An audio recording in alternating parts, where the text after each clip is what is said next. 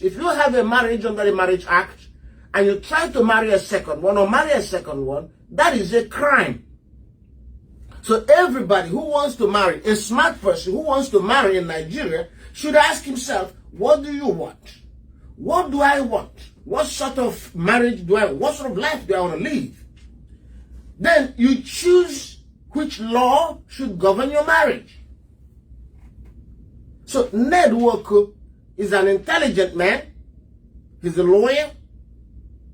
He's well-traveled. Ned knew he wanted more than one wife. He knew. So he did not marry any woman under the Marriage Act.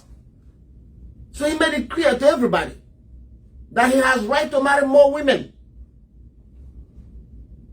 Also, Ned did not Ned is a Muslim, but he did not marry under the Sharia. He married under the customary law of Anyoma people in Delta State, where he is from. So, Ned's marriage to Regina or any of his wives does not violate any law. It does not violate any promise. It does not violate any expectations of monogamy, because he was from the beginning clear that he was not going to be in a monogamous marriage. He wanted polygamy. So Ned did not violate any law. Compared to you, edocie, you married me under the Marriage Act. In the Marriage Act, it's very clear. And by marrying her under the Marriage Act, he and May understood they were going into a monogamous marriage. May understood there would not be a second wife. May understood from the beginning that she would be the only wife. Everybody around them, children, parents, understood that they would be in a monogamous marriage. So when Yul began to try to marry Judy, Yul was violating the law. He was violating a fundamental promise. He was violating his vow. He was committing an offense. Even if you don't enforce that offense, he committed a crime. So how can you compare the two? You can't. Anybody comparing the two is plain stupid, because they're on a different track. Ned Walker is following his track and his rights on that track according to law. You, edocie, followed the English track, the Marriage Act track, and then wants to switch. In the middle of the race, he wanted to jump into another track. That is stupid. That's not right. You can't compare them. Now, let us do other things. There is something else you have to deal with when you come to marriage. You're dealing with the issue of fairness. Fairness. Fairness. The promises you made to your wife at the beginning of this marriage, are you keeping to it? Are you keeping to that promise? You promised her monogamy, you promised her faithfulness, and you went sleeping with another woman for 6 years in secret, living a double life? No. Ned was clear. Ned told Regina. Regina saw it.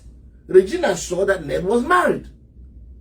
And Ned told Regina, I'm going into a polygamy. And Ned told his other wives, according to them, they all understood it. They all welcomed Regina. So there was no deception.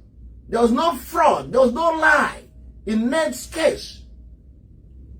But compared to Yul was a bloody liar. He lived a double life with a secret woman who was possibly married to another man. That's what we call double-edged adultery. Adultery against your wife, adultery against the husband of the woman you're messing around with. How dare you compare the two? Regina wasn't married to anybody when Ned met her. Indeed, Ned is proud that she was a virgin.